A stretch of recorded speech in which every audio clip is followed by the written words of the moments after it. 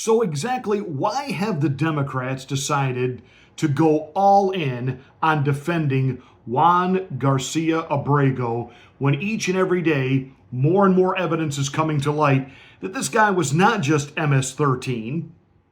This was a really nasty dude involved in human trafficking, domestic violence, etc., etc., etc. So why are the Democrats all in? Let's get ready to rumble!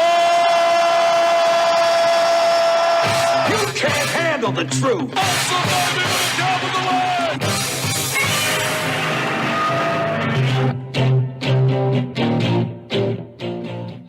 Hi, I'm Pastor Marty. Welcome to the Afternoon Drive. Make sure that you are a subscriber to the channel. Once you are, smack the bell, click the word all. That will give you notification of my rants, my ravings, my undeniably flawless reasonings. Please like and share this video. It's the only way that we get the word out that we're here. Thank you so much for watching and being a part of the Afternoon Drive. Now, we may have a lot of disagreements with our friends on the other side of the aisle. In fact, we may actually consider them to be just off the rails when it comes to their commitment to wokeism and things that are just absolutely perverse on society that society does not want, like biological males pretending to be girls so they can compete in female sports at the high school and collegiate level. That all said, they're not stupid. So why are they continually doubling down on this Juan Garcia Abrego? He's not a Maryland man. Everybody knows that now. The Democrats have gone down to El Salvador, trying to meet with the president, trying to secure his release. That has backfired. It isn't like the Supreme Court keeps issuing order after order demanding that Trump go get this guy. They simply said, if you can facilitate it, facilitate it. And we're not going to facilitate it. On the one hand, there are some of the idealistic Dems, the strategic, that they have this idea that if they keep using that phrase due process, that the American people will become afraid that any one of us at any moment under dictator Trump could just be whisked away in the night to another country. Now, the vast majority of Americans do not believe that. They're not buying it. There's just absolutely nothing about President Trump or his actions that causes American citizens to be fearful of themselves being actually deported. So that is something that on the hyper left that are just out in libloon fantasy land, that they're hoping to create that fear. And the more they keep doubling down, tripling down, the more they are cratering in the polls. And that has absolutely got them beside themselves. But I think there's a more simplistic reason why they keep doubling down. For Mr. Juan Garcia Abrego, wife beater, drug dealer, human trafficker, here illegally, MS-13 gangbanger. They think this is Michael Brown. Remember Michael Brown? What was that, 2014, 2015? He went into a convenience store, robbed it.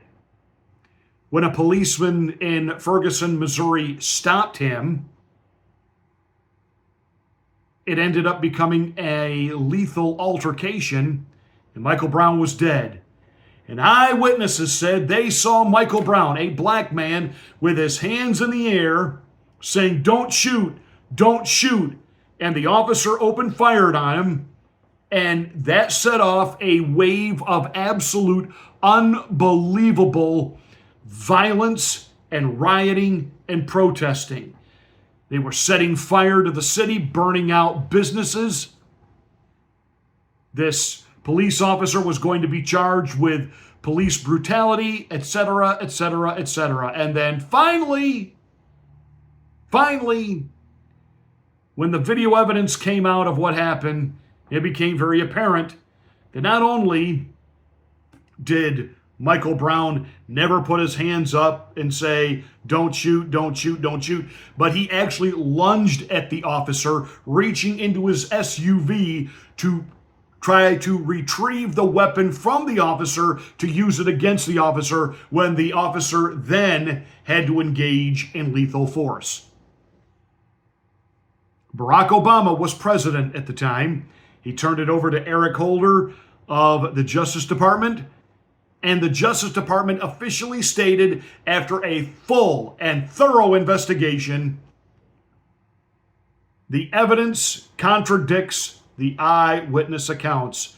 There was never any attempt by Michael Brown to surrender or go peacefully.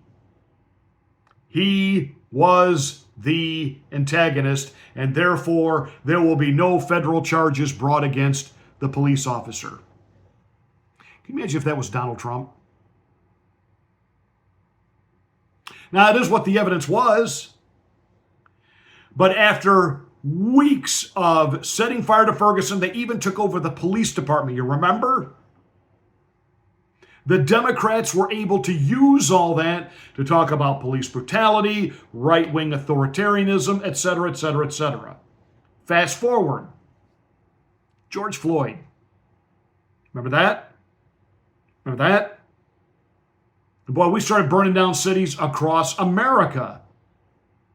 And vans and cargo trucks began to just show up mysteriously at these events, giving the people the things to make their Molotov cocktail bombs and bricks to throw and signs to carry.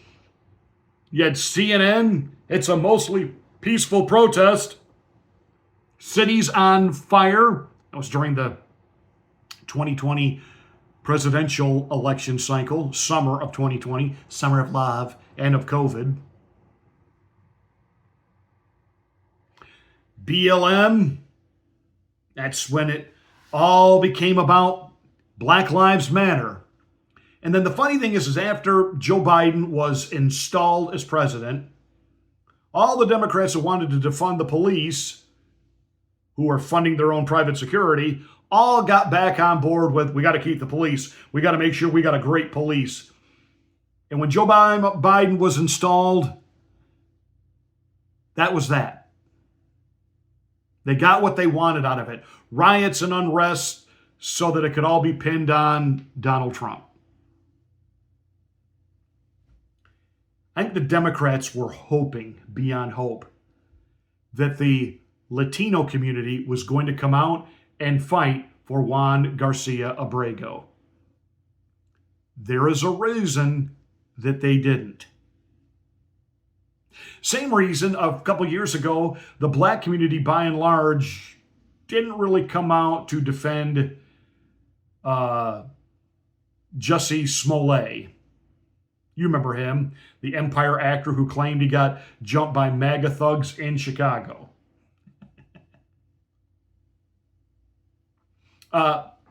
Dave Chappelle said it best. The reason we didn't say anything is because the brother was clearly lying. They knew it. The Hispanic community understands and they know that Juan Garcia Abrego, bad hombre, bad dude. He doesn't need to be here. He needs to be in that El Salvadorian prison.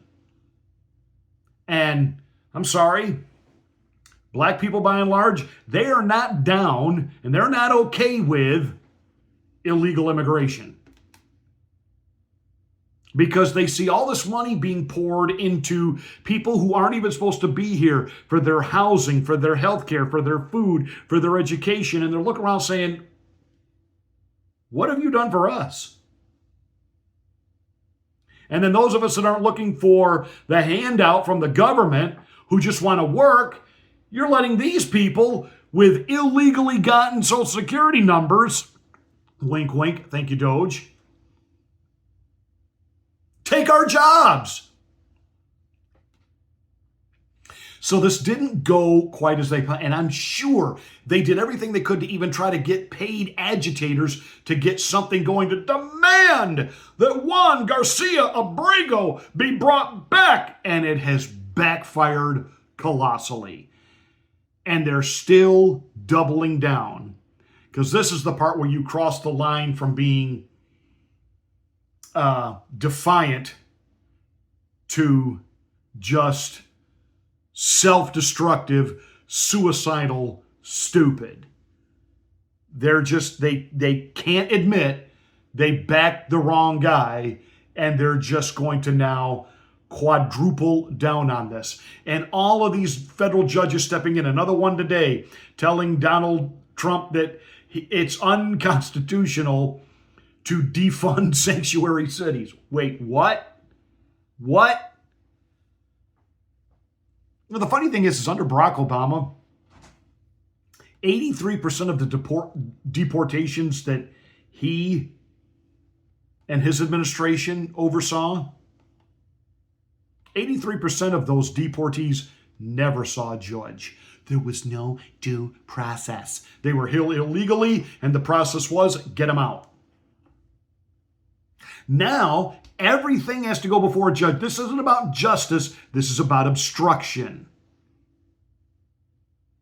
And again, the Democrats went all in on Juan Garcia Abrego, the Maryland man, under the false assumption that people would rise up and take to the streets. See, the Democrats have one playbook, and they're playing it.